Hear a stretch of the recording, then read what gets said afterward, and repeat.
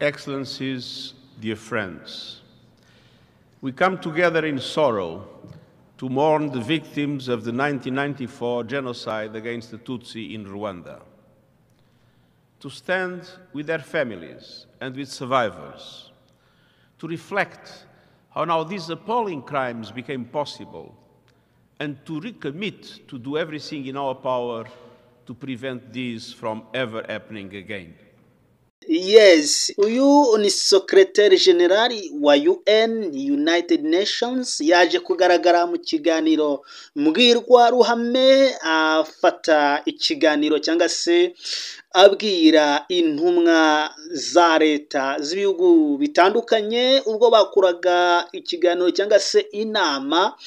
Baje kugaruka cyane kuri jenoside yakorewe abatutsi mu 1994. Ni nyuma y'uko abakongomani cyangwa se DRC bafatanyije n'abahanzi batandukanye basitari babo, leta ya Kongo yakoreshaga abahanzi batandukanye, harimo wa muhanzi witwa James wari wateguye igitaramo cyitwa Solidarité Congo. Iki gitaramo bagiye gukorera mu gihugu cy'Ubufaransa, bagitegura ku itariki 7 z'ukwezi kwa 4 2025. Ibyo bigahuza n'itariki dusanzwe duteguriramo umwanya mwiza wo kwibuka abacu bazize jenoside yakorewe abatutsi mu 1994.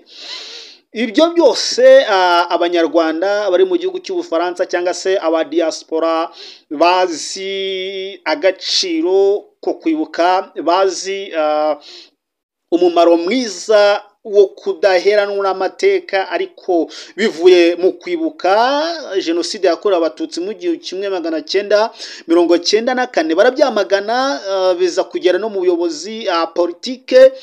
Nyuma baza guhagarika icyo gitaramo bakimurira ku itariki 22. Nyuma y'ibyo byose rero abakongomani cyangwa se hirya no hino ku isi, abakongomani bagiye bakomeza gusensibiliza uburyo ki bakomeza gupfobya jenoside yakorewe abatutsi mu 1994, bigeza n'ubwo Tshisekedi yateguye inama y'abaturage Kinshasa, akavuga amagambo akomeye, aza kuvuga ko muri Kongo bashaka gushyiraho nabo gahunda yo kwibuka abakongomani cyangwa se abenegihugu bapfuye ngo barenga miliyoni, ngo bakibuka ko yaba ari jenoside yakorewe abakongomani barenga miliyoni. Ariko ibyo byose akabivuga azi neza ko mu Rwanda harimo gutegurwa igikorwa cyo kwibuka abanyagihugu cyangwa se abatutsi bazize jenoside mu 1994.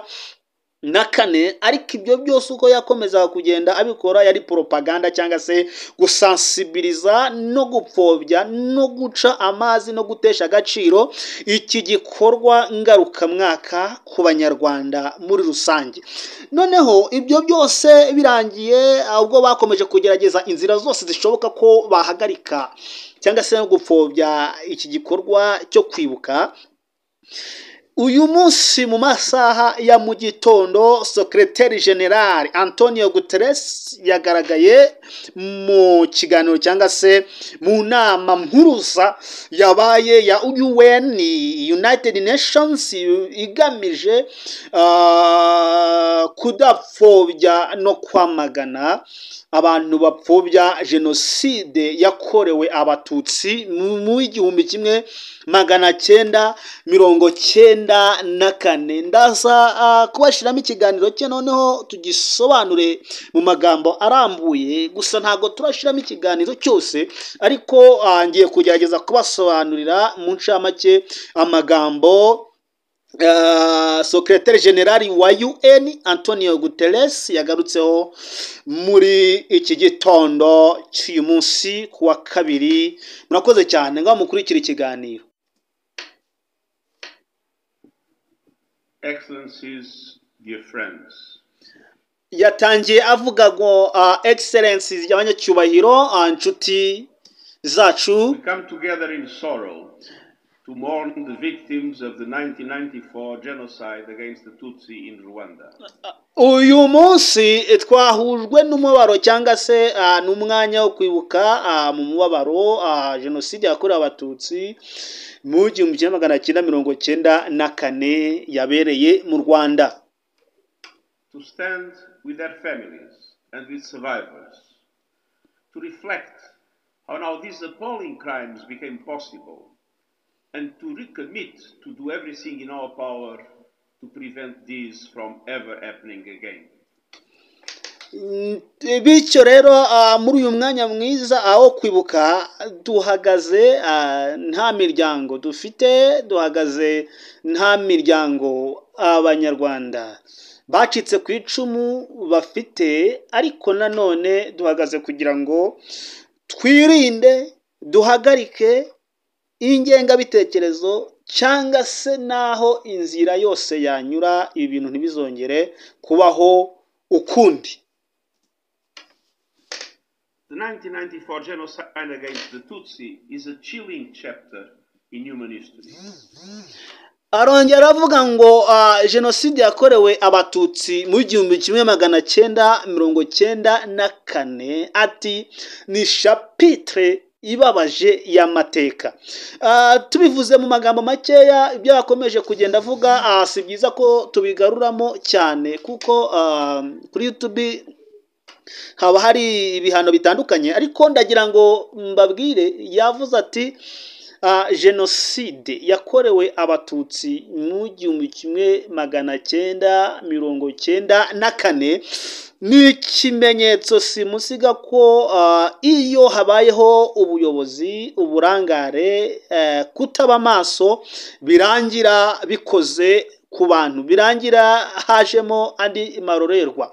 Ati jenoside yakorewe abatutsi habayeho uburangare bwa politike, habaho uburangare bw'abashinzwe kuba bareberera uburenganzira bw'ikiremwa muntu.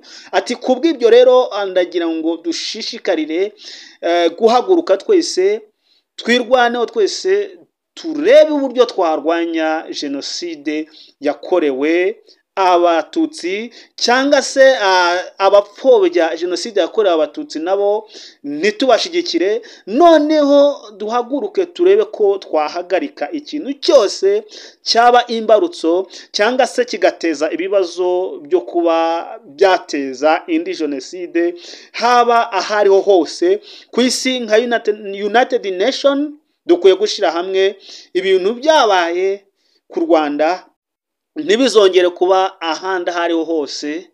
Ati kandi twifatanyije n'abanyarwanda bose muri rusange, twifatanyije mu kwibuka ababo bazize jenoside mu 1994 jenoside yakorewe abatutsi. Ayo niyo magambo Antonio Guterres yavuze mu gihe yari amaze igihe kinini amahanga cyangwa se Kongo igerageza gupfobya jenoside yakorewe abatutsi hirya no hino, bakagerageza kurwanya igikorwa cyiza cyo kwibuka jenoside yakorewe abatutsi. Ariko Antonio Guterres, Secretary General wa UN, yavuze ko iyi jenoside yakorewe abatutsi yabayeho, ahubwo dukwiye guhaguruka, ngo bakwiye nabo guhaguruka bakarwanya icyatuma habaho jenoside ukundi.